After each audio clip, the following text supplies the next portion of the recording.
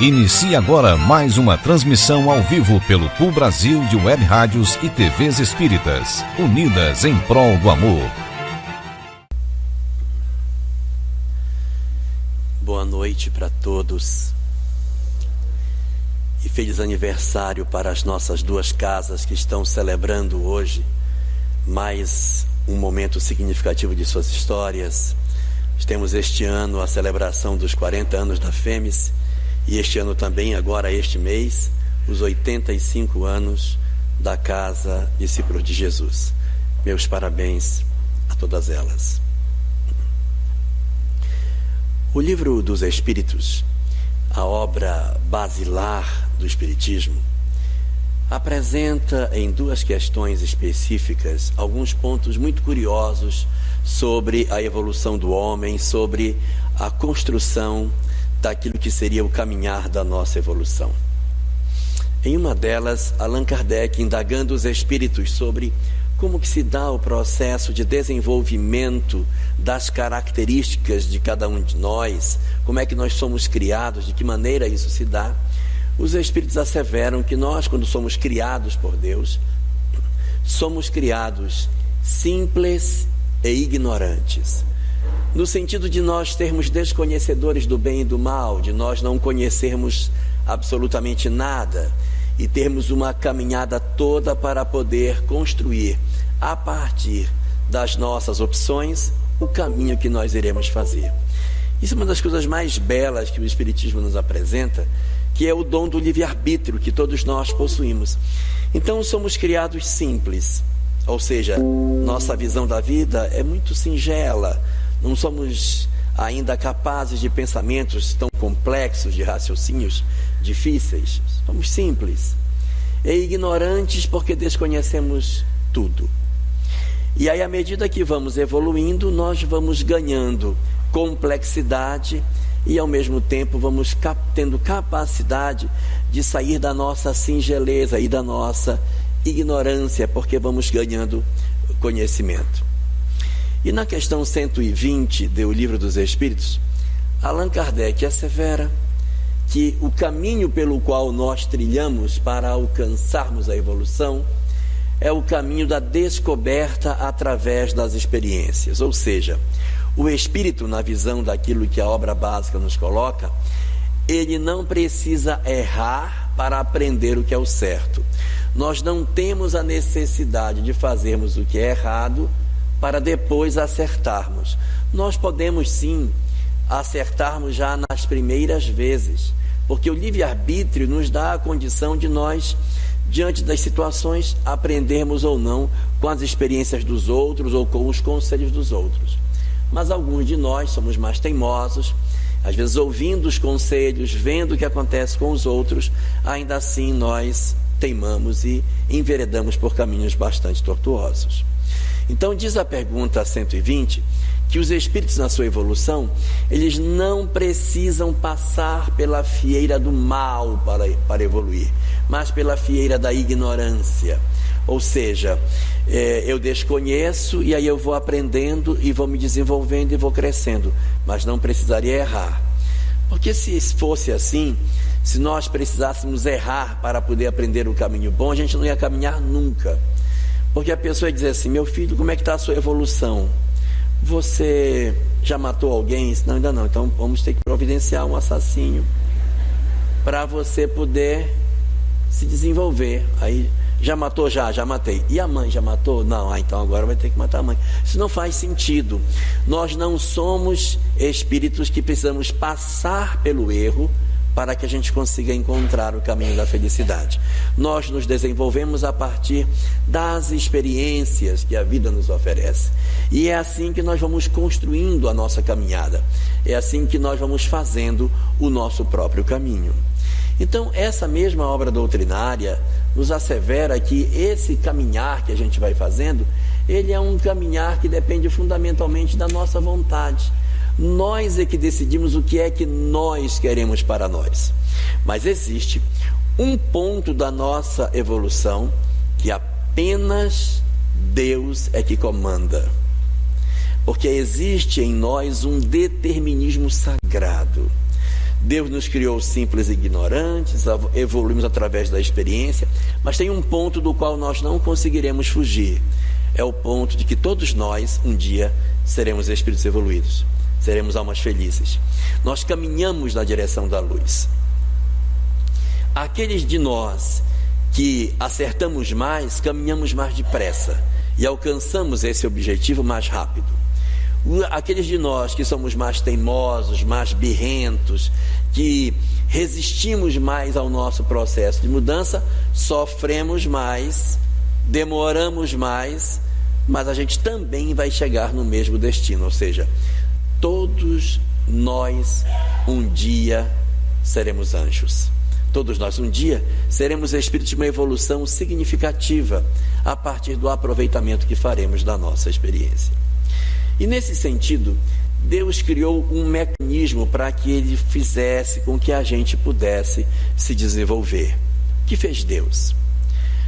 À medida que a gente vai se desenvolvendo, que a gente vai aprendendo, vai crescendo enquanto espírito, Deus vai selecionando os espíritos.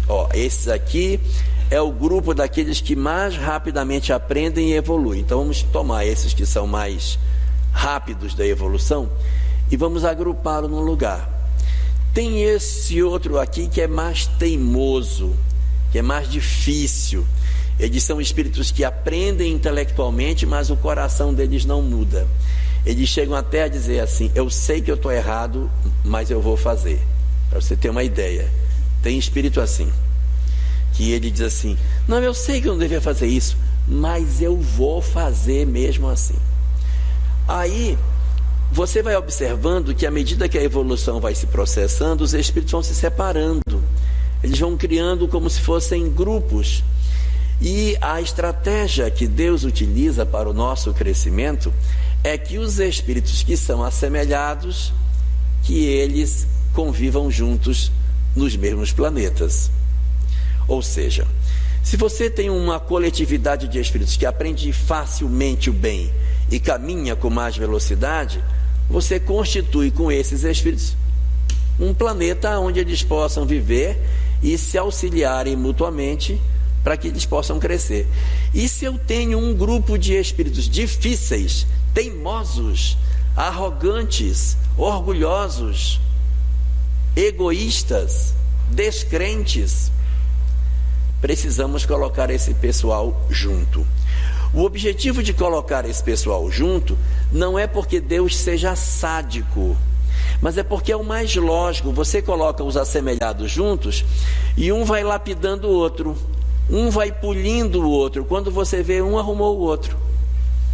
A gente, quando faz a ornamentação de jardim em casa, a gente vai naquelas lojas que vendem plantas ornamentais e elas vendem também seixos. Já viram?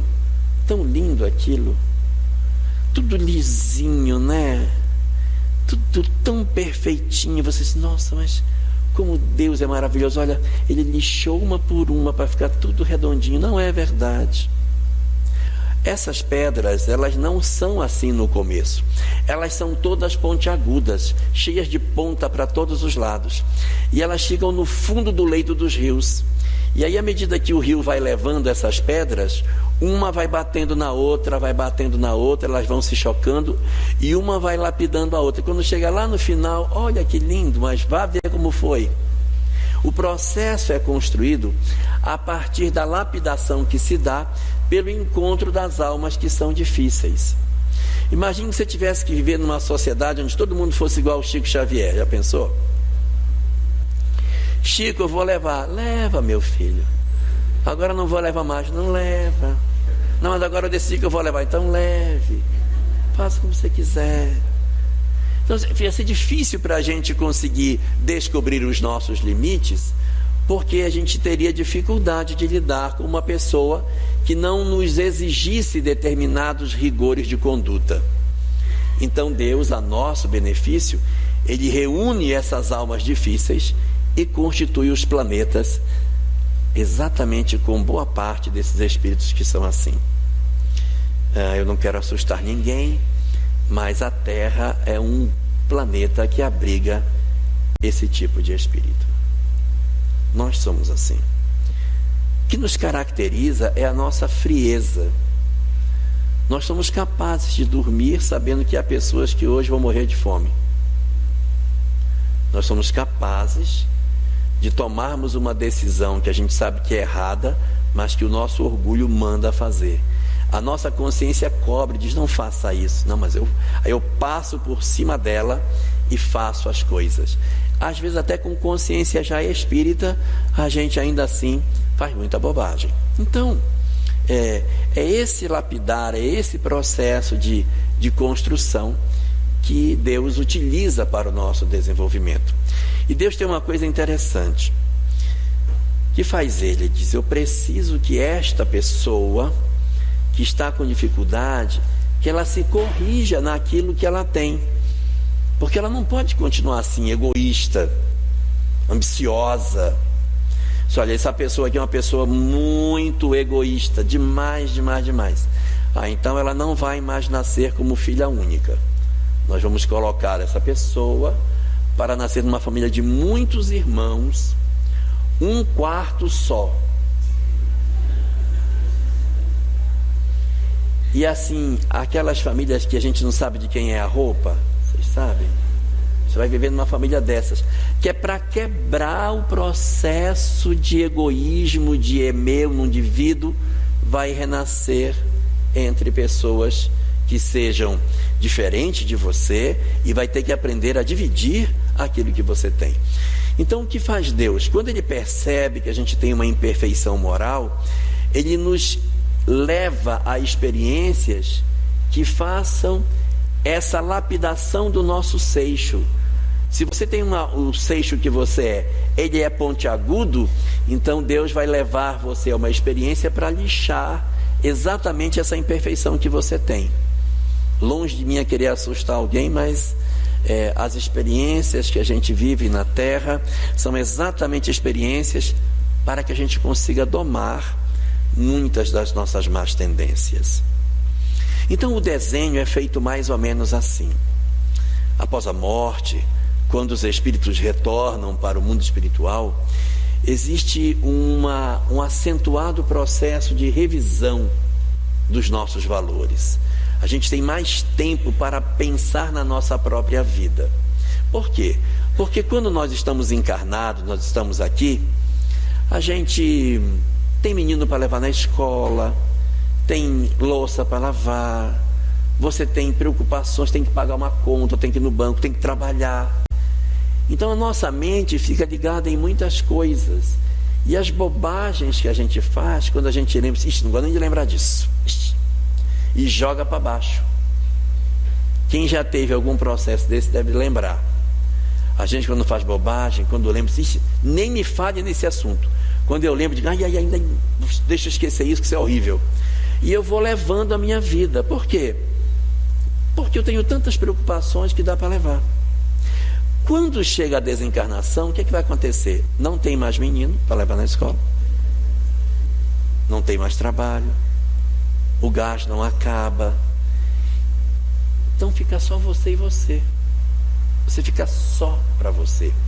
E tudo aquilo que você disse: não quero nem mexer com isso, tudo isso que está embaixo vem para cima. E aí você vai relembrar: nossa, que fiz, meu Deus.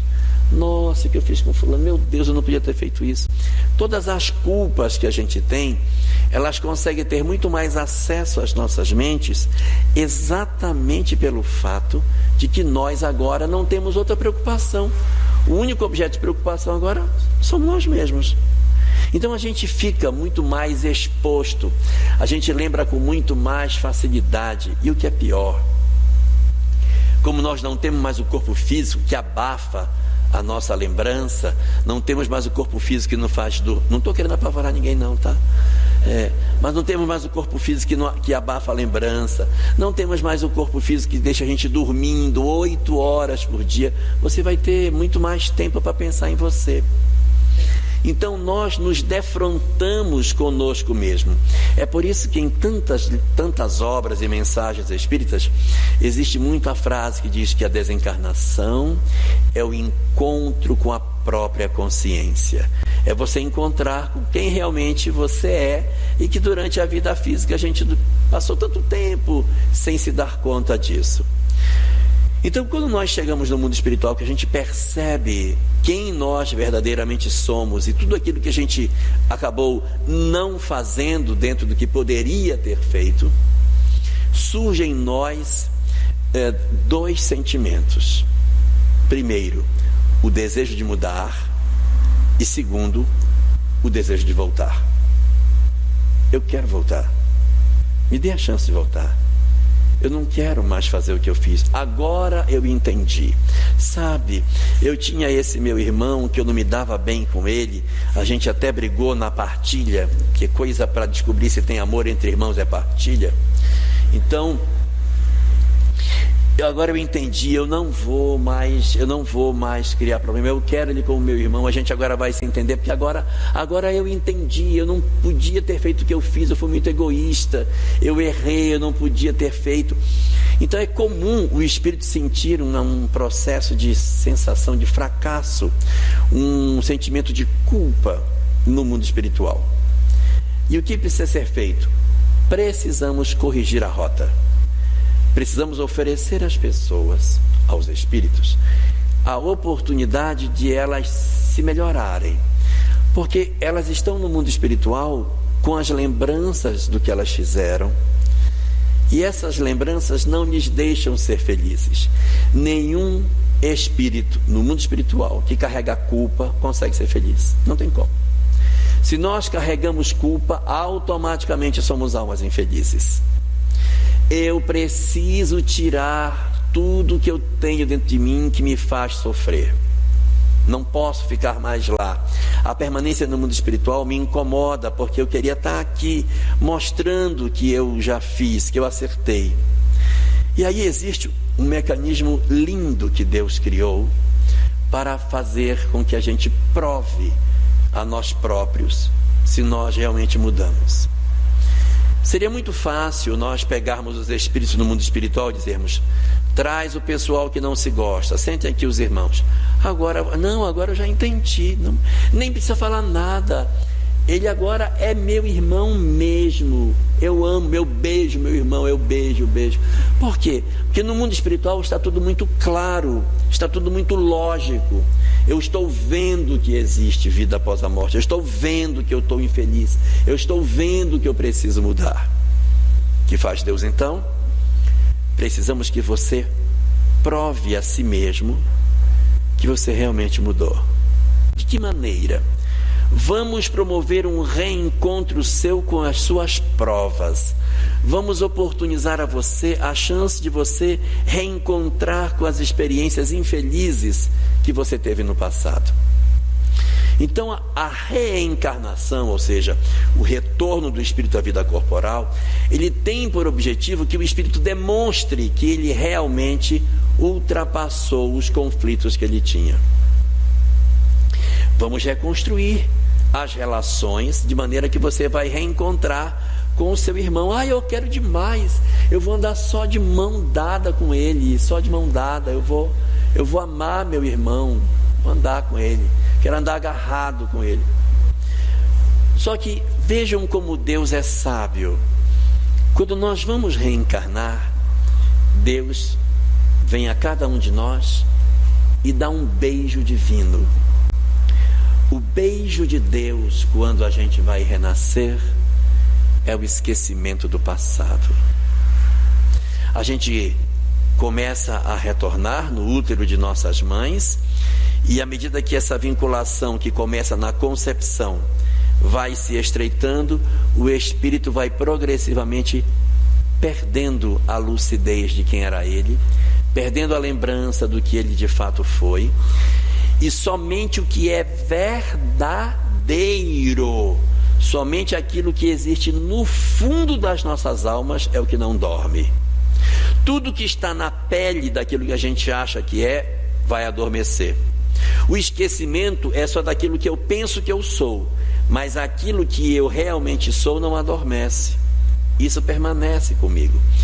Então a gente vai fazer todo o fenômeno da nossa gestação. Vamos renascer sem lembrança do passado. não sei quem eu fui, não sei quem era minha mãe, não sei quem era meu pai, eu não sei quase nada de mim.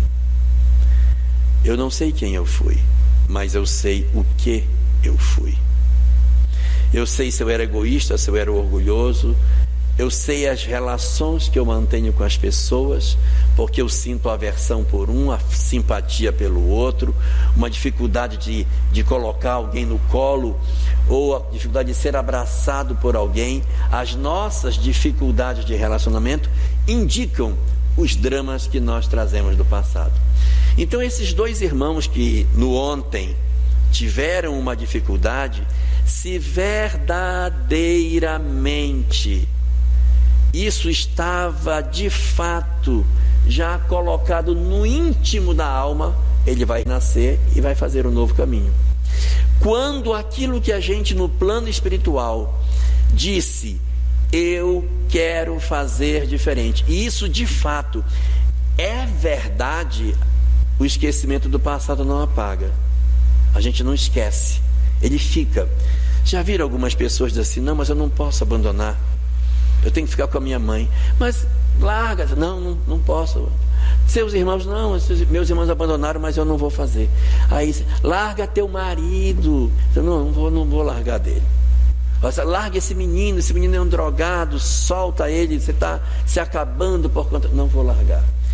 Quando essas coisas acontecem, é um sinalizador que algo que existia em nós e que a gente aparentemente esqueceu, esse gatilho não está esquecido.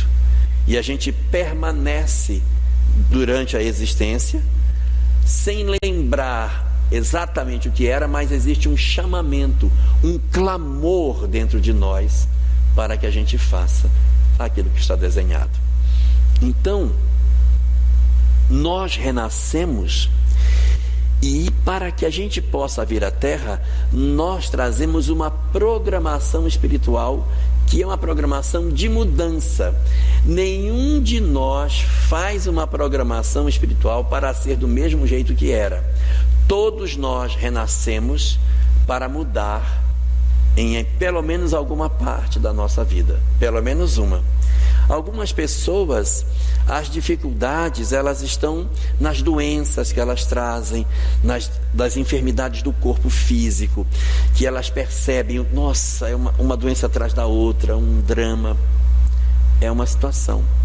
Tem outros que o drama não está no físico, é saudável, mas o drama está na família. Uma família desarmônica, difícil, pai ausente, mãe que não abraça, mãe muito rígida, filhos desobedientes. Então são outros dramas que a gente pode ter. Tem vezes que não é isso. Tem vezes que o nosso problema é um problema econômico. A gente até tem saúde, a família até harmônica, mas o dinheiro não entra em casa, pelo amor de Deus. Quando a gente fica esperando pelo 13º que ele entra, a gente bate o carro no mesmo mês. Aí volta a ficar no vermelho. Quer dizer, meu Deus, eu não sei. Tem pessoas que dizem, meu grande sonho é passar num concurso público, eu sonho passar. E não consegue, gente. O pobrezinho se prepara e estuda. Não, agora eu vou, dessa vez eu estou preparado. Perde o ônibus. Da outra vez, se passei bem, passei em segundo lugar, agora vai. Chamam um. Por quê? Porque existem algumas programações que estão exatamente para que a gente possa fazer. Agora, tem gente que vem com problema nas 3 áreas. É o físico problemático, é a família difícil e economicamente complicado. Aí é mais difícil, né? Mas o objetivo da reencarnação é exatamente corrigir em nós aquilo que está defeituoso. É como se fosse assim: Deus quer que nós sejamos almas felizes. Deus quer que a gente tenha um sorriso lindo, né? Que a gente tenha o tempo todo aquele sorriso maravilhoso. Mas alguns de nós pode ter o sorriso torto. Já viram o pessoal que tem os dentinhos montadinhos? Aí ri com a mãozinha na boca. O que a gente faz quando a pessoa tem os dentes tortos? Põe aquele aparelhinho, já viram? Os dentes metálicos. Para que põe aquilo? É para arrumar, para ficar melhor, para que a gente consiga se sair melhor nas coisas. Só que aquilo, a gente sabe que aquilo está sendo posto para corrigir um sorriso que está feio na nossa cabeça. Mas vai doer, viu? Aquilo dói, corta a língua, corta a bochecha. A parte boa é que a gente emagrece porque não consegue comer, os dentes ficam todos moles. E ainda tem uma coisa curiosa, quando a gente se acostuma que ele para de doer, volta no dentista, doutor, aperte mais, já parou de doer. Quer dizer, nós mesmo queremos que conserte. Exatamente do mesmo jeito que é o aparelho ortodôntico que é colocado nas pessoas para ajustar, é o planejamento espiritual. O planejamento espiritual é o tratamento ortodôntico do espírito.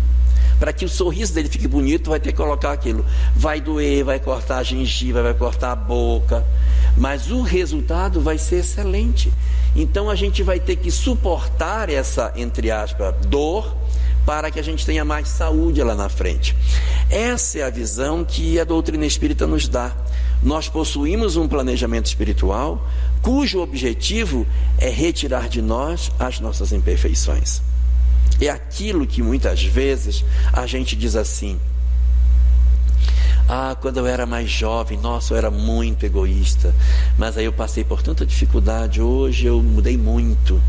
Aí você vai perceber que as experiências que a vida trouxe modificaram você, mudaram a sua vida. Eu vou contar um segredo para vocês.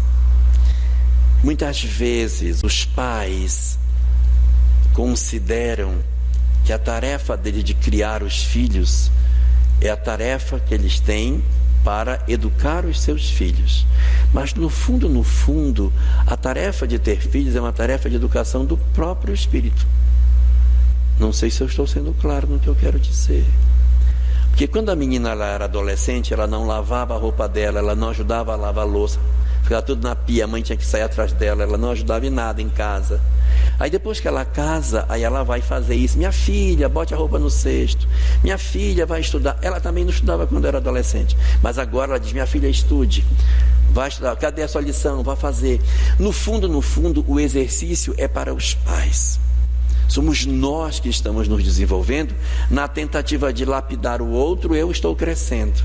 Na tentativa de eu ter mais paciência, de eu sentar, de eu não desistir do outro, de eu avançar com ele, eu estou fazendo um grande processo de crescimento. E eu estou achando que eu estou aqui a serviço de Deus unicamente para dar uma orientação para meu filho, como se eu fosse um espírito superior que estou ajudando meu filho. Não, na verdade, a tarefa da maternidade e da paternidade é uma tarefa para a lapidação dos próprios pais, em primeira instância. Nós é que estamos em processo de melhoria à medida que nós nos envolvemos com a melhoria dos nossos filhos. Então, esse planejamento espiritual, ele tem um objetivo muito claro: oferecer para nós as experiências que a gente precisa para que a gente consiga crescer espiritualmente. Esse é o grande objetivo. Por que eu tenho uma vida difícil? Nossa, puxa, Deus poderia ter me dado uma família melhor. Essa é a melhor. Pode não ser melhor no seu conceito, mas para você é. Então tem muitas experiências que a gente desconhece. Às vezes você tem uma moça que ela é difícil, ela gosta da noite, ela fez muita bobagem e desencarnou com uma história muito triste com relação à noite, a orgias e tudo mais. E agora? Vamos reencarnar essa moça onde? Lá na casa daquele pastor protestante bem rígido. Vai nascer lá. Então ela não sai se não for acompanhada. Aí, coitada dessa moça. Gente, que pressão que ela sofre, coitadinha. Você não sabe. Você não sabe. Deixe que Papai do Céu sabe muito mais do que nós sobre as nossas histórias. Então a gente tem que entender como é que as coisas funcionam. O grande problema, na verdade, começa quando a gente descobre essas coisas tardiamente. Quando a gente descobre isso, que a vida é assim, depois que nós já nos decepcionamos com a vida. Por quê? Porque eu queria que a minha vida fosse de um jeito, a vida de outro. Eu queria ter uma vida maravilhosa, mas a vida aponta para o outro lado. E essa minha inconformação com o meu planejamento espiritual, que é um sinal de rebeldia, é que é o nosso grande problema. Imagine alguém que atravessou a vida e que nunca soube que a gente reencarna para cumprir uma programação cujo objetivo é domar as nossas más tendências, que as nossas provas elas têm por objetivo melhorar a nossa condição espiritual. Quando nós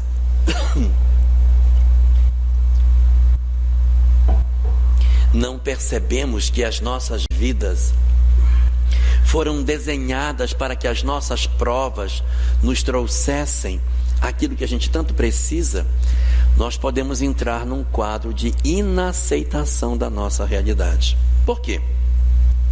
Porque todo planejamento espiritual, vai dizer não para as coisas mais tortas que a gente tem. É o aparelho ortodôntico ajustando as nossas vidas. Naquilo onde a gente é mais torto, é onde o aparelho aperta mais. E a gente diz, puxa, mas eu não queria isso. Eu queria ter minha liberdade. Eu queria ter isso, ter aquilo.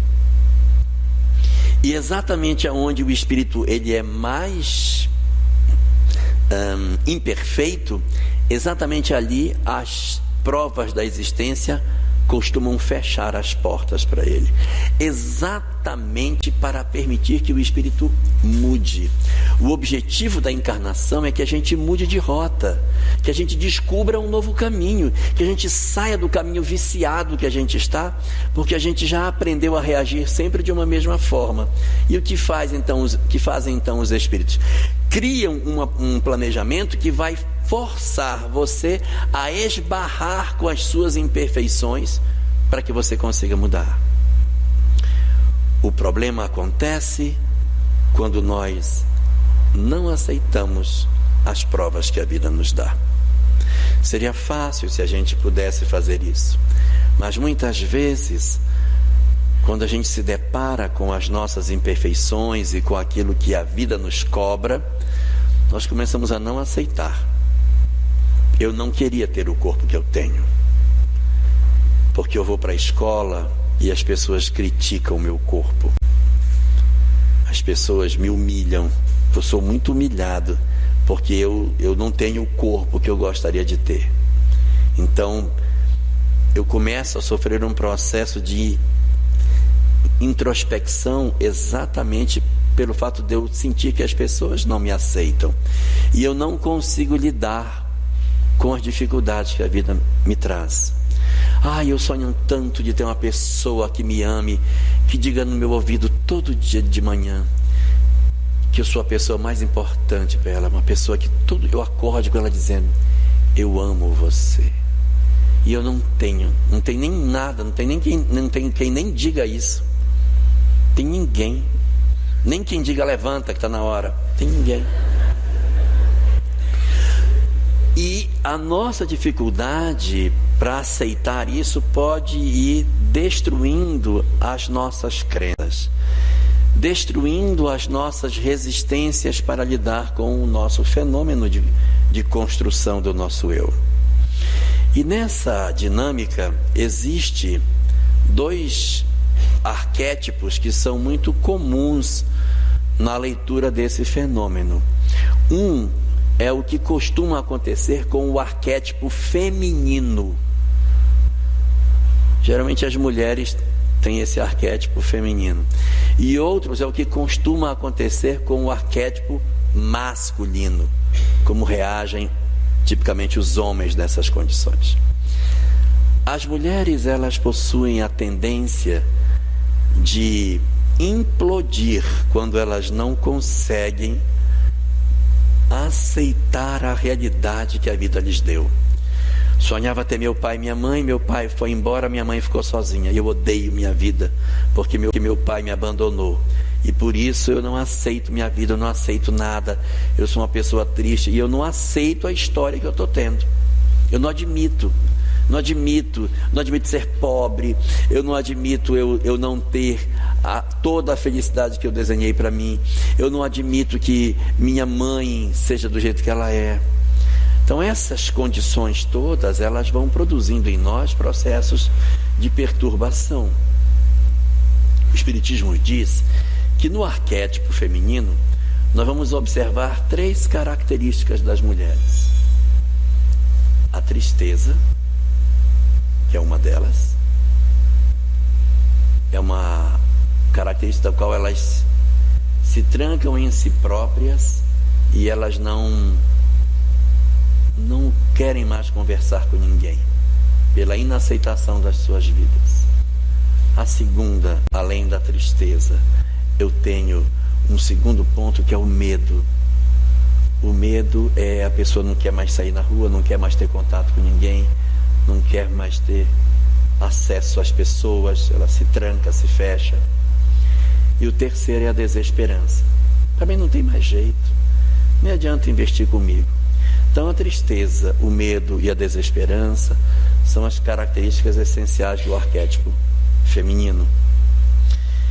É lógico que isso tem gradações, né? O processo de desconstrução das nossas personalidades, ele tem o modelo leve, o moderado e o profundo. No modelo leve, as pessoas trabalham, levam suas vidas, mas elas choram quando estão sozinhas. Quando chega aquela época da TPM, chora no travesseiro, a lágrima esconde no travesseiro, ninguém nem sabe que ela chorou.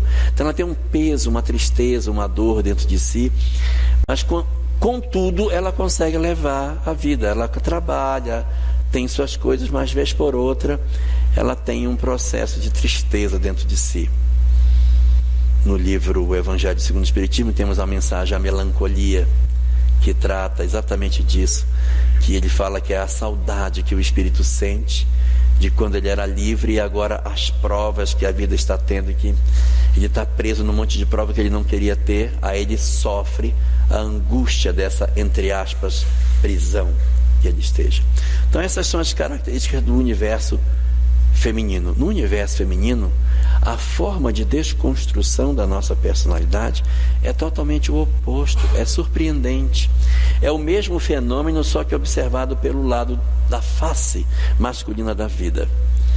Ao invés desse indivíduo possuir a chamada tristeza, que é aquela sensação de que eu sou um desamparado, ele cai para o oposto disso e vai para uma arrogância sem fim, um sarcasmo, um deboche.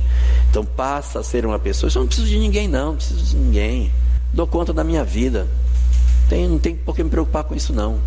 Então essa é uma das características. A outra é a violência. São violentos, são agressivos, são estratégias de compensação do que eu não gosto. Eu do lado de fora eu vou e quebro, eu depedro, eu destruo, como uma maneira de eu extravasar a raiva que eu tenho da vida por eu não ter aquilo que eu gostaria de ter.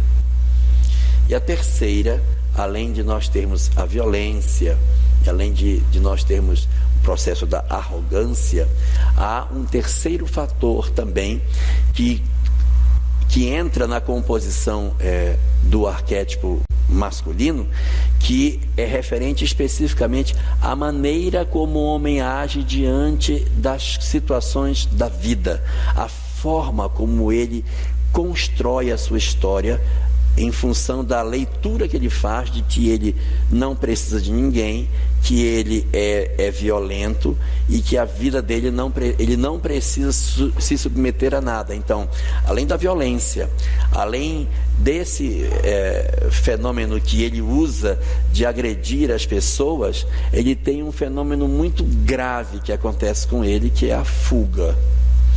Enquanto na tristeza eu fugia para dentro de mim, na fuga eu fujo para fora de mim. Então ele bebe, ele abandona a família, ele some no mundo. Essa é uma característica muito típica do universo masculino. A mulher, pela tristeza, mergulha para dentro de si e se destrói. O homem foge, vai beber, vai se drogar, larga a família, quero esquecer isso, quero virar essa página.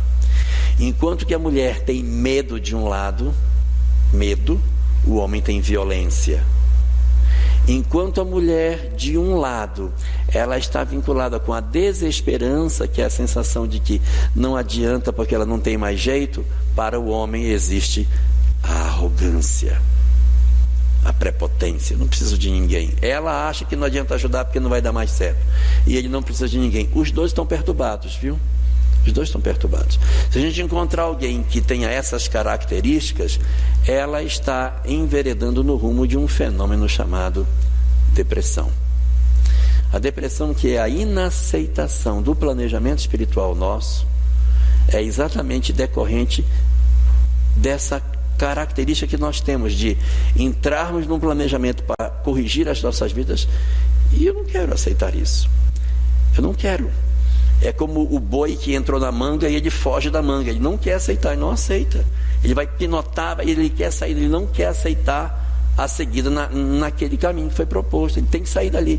E essa rebeldia, que pode ser implodindo ou explodindo, é que constrói para nós diversos quadros de perturbação que a nossa sociedade hoje ela experimenta.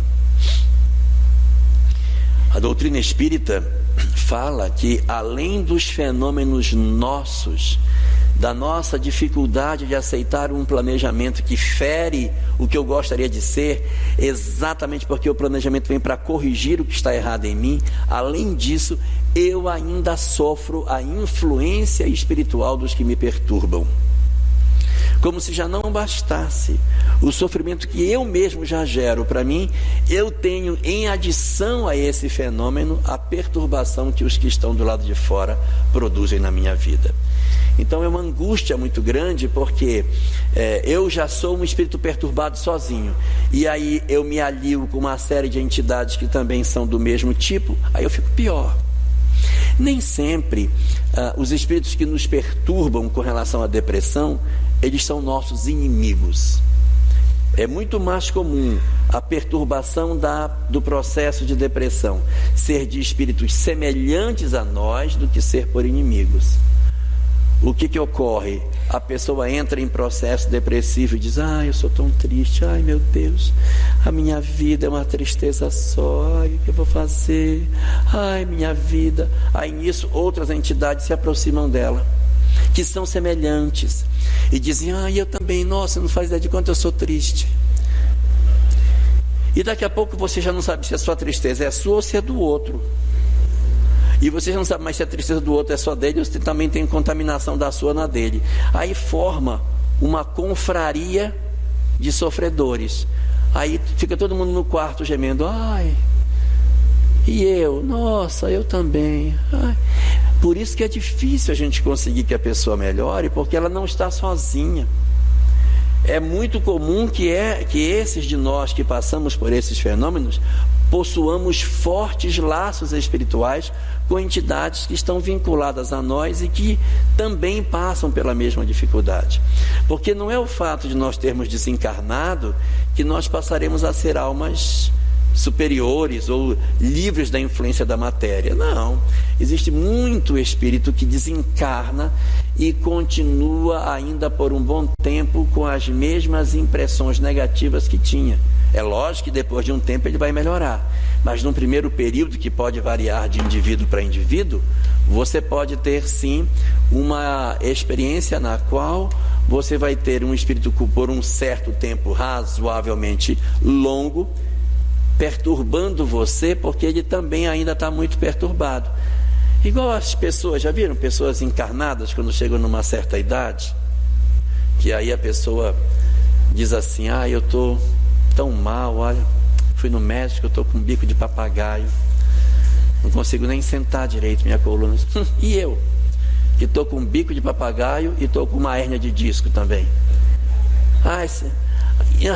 Isso não é nada. Eu agora eu estou com 2 hérnias de disco, estou com hipertensão e diabetes, e agora me apareceu um outro problema, com entupimento das veias, que eu querer ter esse bico de papagaio. Então, parece um prazer mórbido das pessoas ficarem jogando em cima da mesa caixa de remédio, já viram? Olha quantos eu tomo. Eu tomo mais, né? Já tem sinal de que a gente está ficando velho é quando a gente compra aquela caixinha, sabe? Que tem assim, manhã, tarde, noite, segunda. Você fica tomando. Ali é ficar esperto, tá? Então, do mesmo jeito que existem pessoas que sentem um prazer em compartilhar suas doenças, existem pessoas, espíritos, que sentem prazer em compartilhar suas tristezas. E eles se juntam, eles constituem grupos e ficam um retroalimentando o outro e gera um processo muito difícil. Se a gente não cuidar, as pessoas passarão do estágio leve, no qual elas não têm problema com o trabalho, elas levam a vida com um razoável equilíbrio, choram um pouquinho de vez em quando, tem aquele pezinho no coração, mas elas conseguem passar às vezes uma vida inteira sem ter uma mudança grave do quadro. Mas tem pessoas que, se não cuidar, elas podem avançar para um grau chamado moderado. No grau moderado, ela já tem dificuldade de trabalhar. Ela vai para o trabalho e diz: ai, gente, hoje eu não estou com a cabeça. Já cheguei tarde hoje, que eu tive uma dificuldade enorme de acordar e acho que eu não vou nem ficar até o final do expediente. Depois do almoço eu vou embora, porque eu estou assim, não sei lá, eu não estou bem. Mas vai embora. Aí chega em casa, eu vou dormir. Vou tomar só uma bandinha de Rivotril para dormir. Amanhã eu vejo o que eu faço. E aí a pessoa vai vivendo. Aí o trabalho já não é. Meu filho não me traga problema, já tem problema demais, não quero nem saber. E as pessoas vão se retirando da vida de relação, elas vão se apagando na vida de relação. Quando a gente está nesse grau, nós estamos no grau moderado. O trabalho está prejudicado e as relações sociais estão prejudicadas. Geralmente os relacionamentos afetivos se desfazem, as pessoas não conseguem manter os relacionamentos, o parceiro abandona. É bem difícil, né? Principalmente quando esse parceiro é o homem. O homem tem mais tendência, isso é muito problema para minha cabeça. As mulheres, elas são mais resistentes, elas é verdade. Observem no domingo, na frente do presídio masculino, o tamanho da fila domingo no presídio masculino, e vão olhar domingo o presídio feminino, quantos homens tem na fila para visitar suas mulheres que estão presas. Difícil. É muito mais comum as mulheres apostarem numa relação que se tem um marido com uma dificuldade. Os homens têm uma característica menos tendente à depressão. As mulheres, estatisticamente, são mais tendentes ao processo depressivo. Mas no fenômeno, quando ele está moderado, a pessoa já não tem mais uma produtividade bacana, já não produz mais, ela já não tem mais aquele empenho profissional. A pessoa passa muito tempo deitada, tem muito sono, ela fala muito dos problemas dela. Problema quem tem sou eu, sabe? Nossa, E aquela conversa nunca ela caminha, aquela conversa sempre volta. Porque a minha vida. Tal. Isso é só moderada, tá? Não tem a profunda. É muito comum as pessoas dizerem assim: porque fulano está numa depressão profunda. Gente, depressão profunda é profunda mesmo. Na depressão profunda, a pessoa não sai mais do quarto praticamente. Ela não sai mais do quarto. Ela costuma encher as janelas com algodão, com tecido, para que a luz não entre. Eles não gostam de luz, gostam de ficar absolutamente no escuro. Eles não costumam sair. E assim, quem tem pessoas que têm depressão em casa, tem é verdade o que eu vou dizer. Tem alguns sinais que a gente observa quando se você tem em casa alguém que tem processo depressivo, você observe alguns sinais nela, que são os cuidados de higiene pessoal. Se você tem uma pessoa depressiva e ela está com a mesma roupa de ontem, ela não tomou banho, está azedinha, ela está entrando em crise. Preste atenção nela. O cabelo ela não está cuidando, não está mais se cuidando. Se você tiver alguém que tem em casa processo depressivo, observe se a pessoa está atenta para os seus cuidados pessoais. Não precisa você dizer, escovou dente, você tomou banho. Você observa se a pessoa está escovando os dentes, se ela está tomando banho direito, se ela está se alimentando, se está dormindo na hora certa. Esses são os indicativos. Quando há um descompasso nessas funções, esse pode ser o grande indicativo de que a gente precisa entrar para que a gente possa fazer alguma coisa em socorro desses companheiros. Mas o que a gente pode efetivamente fazer, de fato, para ajudar? Porque entender o fenômeno espiritual de um planejamento que nos força a ir para uma direção que nós não queremos, não nos dá a rota do que fazer. Identificar o processo depressivo nas nossas vidas também não nos resolve. A gente precisa saber o que fazer quando a gente está num processo depressivo ou quando a gente tem em casa alguém que passa pelo processo de depressão. 5 são as estratégias para a gente usar. Se for conosco ou se for com outro, esses 5 pontos podem nos ajudar muito para que a gente consiga sair desse processo depressivo. Primeiro ponto número 1, procurar ajuda. Quando alguém passa por depressão em casa, nunca despreze isso. Não diga para a pessoa, isso é bobagem. Rapaz, uma peia resolve isso. Nunca desconsidere que a pessoa precisa de ajuda. Nunca faça pouco caso. Isso é besteira. Sabe o que é isso? É porque você dá muita atenção para essa menina, por isso que ela fica com esse negócio. Minha filha, você tem tudo, você tem casa, você tem comida na mesa, você tem roupa lavada. Você não paga uma conta, por que depressão? Depressão com o quê? Sua empresa faliu? O que tem? Você é uma moça bonita, saudável, fica com esse chororô dentro de casa, rapaz? Rapaz, vou lhe dar uma peia que eu vou curar você do dia para a noite. Essa estratégia não ajuda. Não ajuda. O melhor é a gente procurar ajuda. E existe um fator aí que é muito importante. Às vezes a gente diz assim, mas a minha filha tem depressão por quê, gente? Olha, tem tudo em casa. Ela não falta nada. Tem tudo. Nunca sofreu nenhum tipo de violência, não foi abusada, ela não tem, o histórico dela não tem nada. Por que essa menina fica desse jeito? Está faltando um detalhe para nós. Nossos filhos são espíritos. Nesta encarnação ela pode não ter nenhum drama, mas você sabe de onde ela vem? Quem é esse espírito que renasceu no seu lar?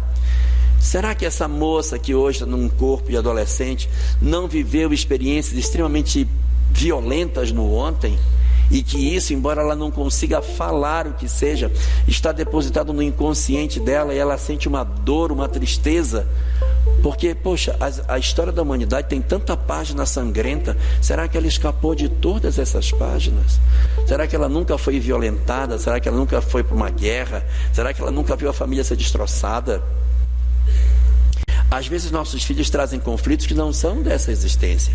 E mesmo a gente sendo espírita, a gente fica querendo achar no hoje as raízes de processos depressivos. Esses processos podem ser do passado. Eu posso ter processo do passado, eu posso ter processos obsessivos, que são espíritos perturbando os nossos filhos em casa, ou nossos maridos, esposas, mãe, pai, sei lá, quem quer que seja, perturbando os nossos familiares. E posso ter também fenômenos do hoje, coisas que são do agora, que justificaram que isso acontecesse. Às vezes a gente nem sabe, violências que nossos parentes podem ter passado e que geraram neles conflitos que podem ter levado para o processo depressivo. Então, o primeiro desses pontos é esse, que a gente procure ajuda. Que ajuda que a gente deve procurar?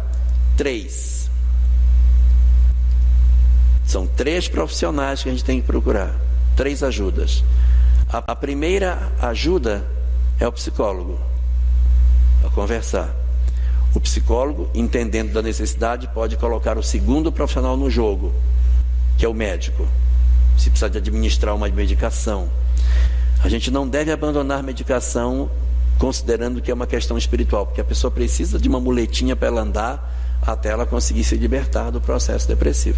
Tem vezes que só o diálogo é suficiente, só mesmo o psicólogo resolve. Tem vezes que tem que entrar o psiquiatra na jogada.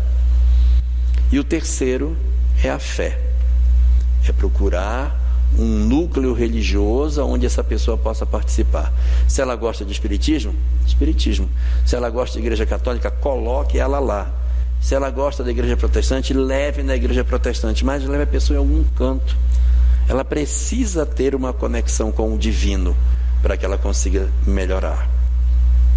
Então, a gente, quando fala dessa questão da depressão, é muito importante entender que uma depressão em casa é como se você estivesse numa guerra. E na guerra a gente não escolhe arma.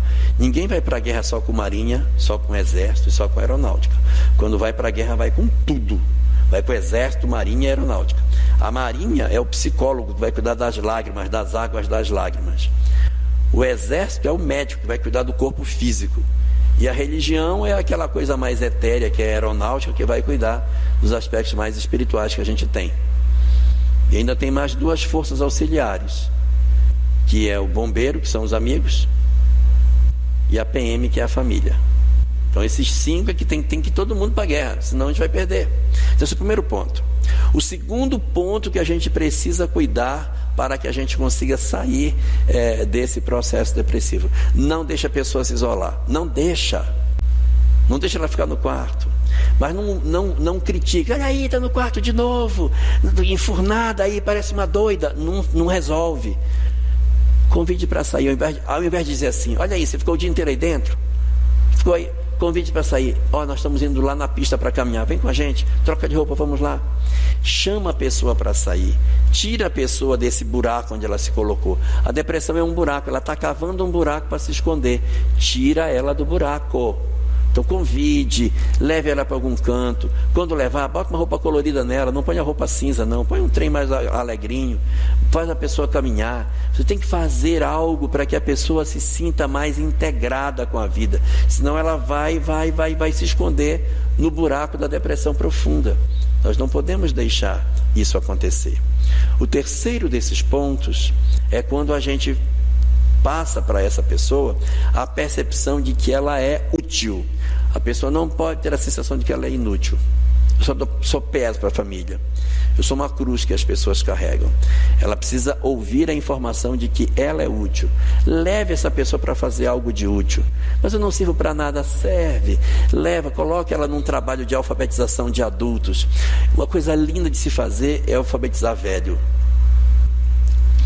Você vê uma pessoa se libertar da escravidão de não saber ler, fazendo letras.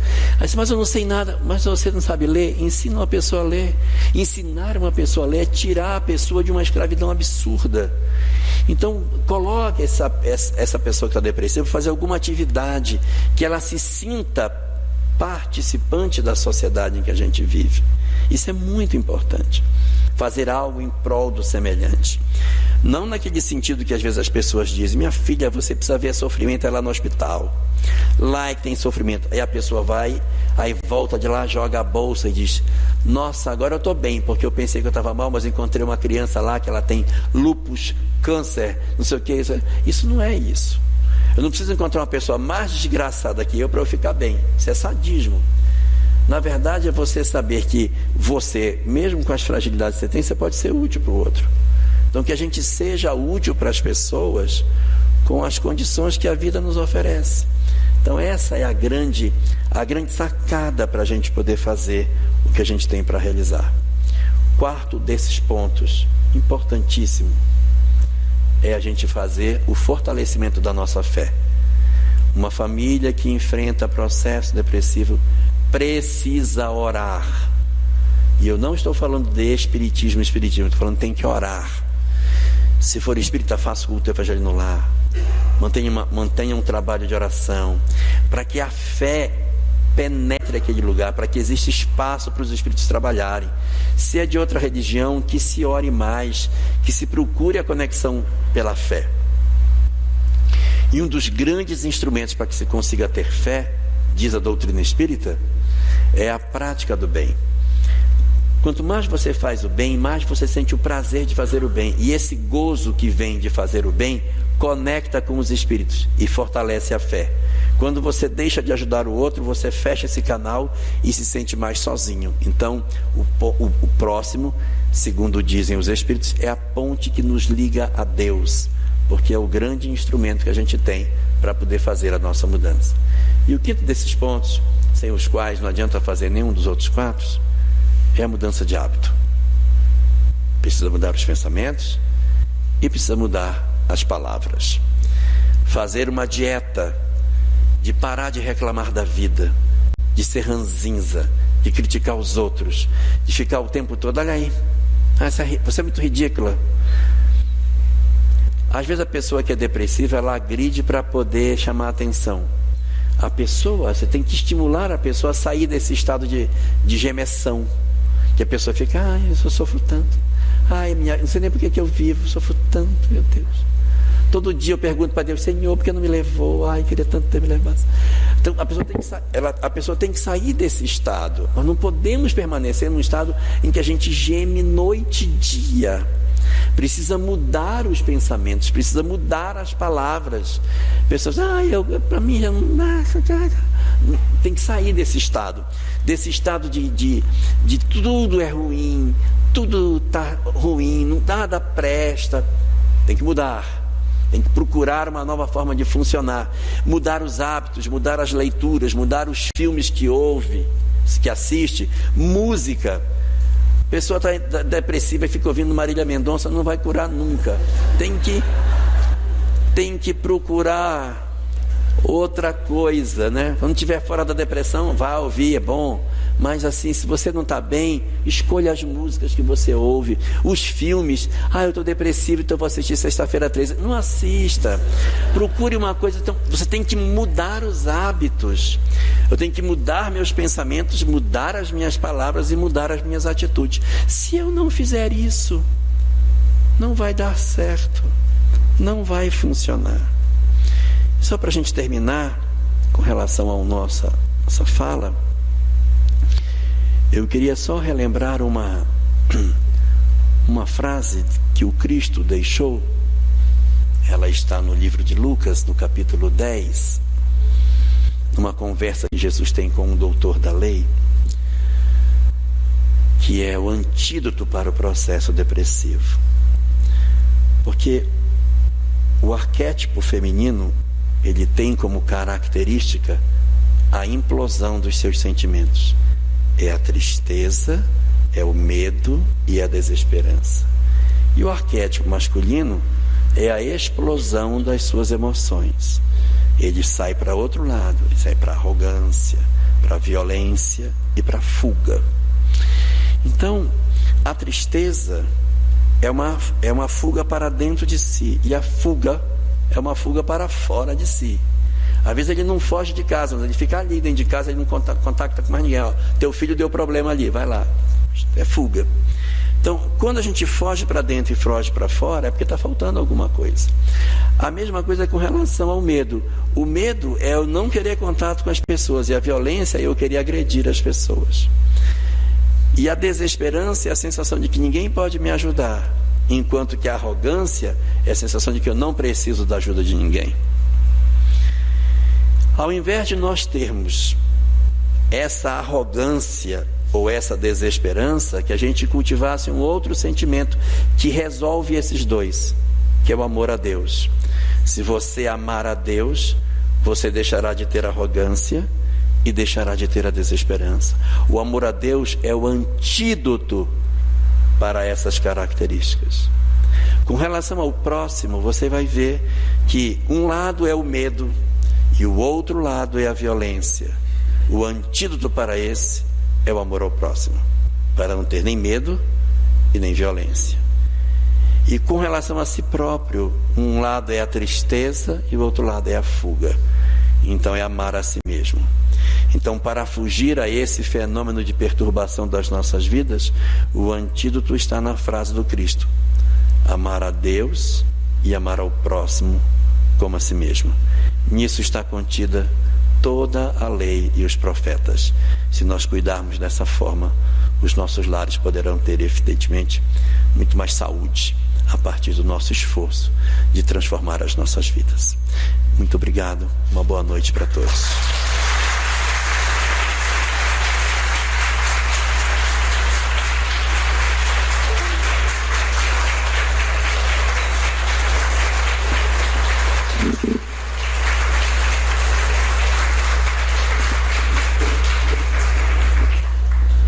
Nós que agradecemos. Que tenham uma boa noite, né? De sono e descanso, que amanhã tem mais. Nós convidamos a todos que amanhã, ainda não sabemos se vai ser nesse salão ou no salão de cima, mas amanhã, aqui no Discípulos de Jesus, um seminário com o nosso querido irmão, Parábolas, a partir das 8h30, aqui no Discípulos de Jesus. Então, quando vocês chegarem, a gente vai saber se vai ser aqui ou se vai ser no salão de cima.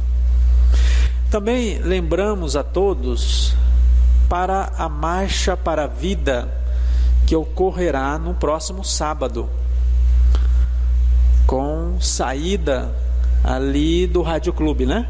Naquela praça do Rádio Clube ali. Então, para a gente colocar na agenda, próximo sábado, que é um movimento em que nós espíritas também estaremos fazendo parte. A todos, uma boa noite, obrigado pela presença, até amanhã.